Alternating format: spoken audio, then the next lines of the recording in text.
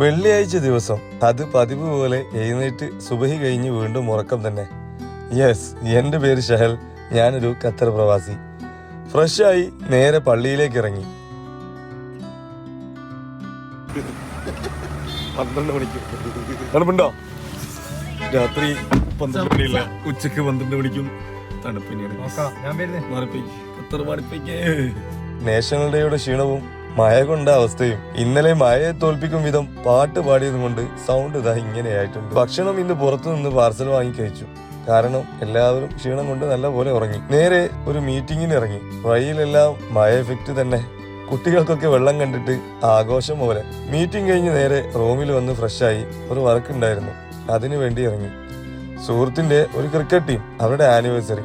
അവിടുന്ന് കഴിഞ്ഞിറങ്ങാൻ ഒരുപാട് ലേറ്റായി. സമയം 11 മണി.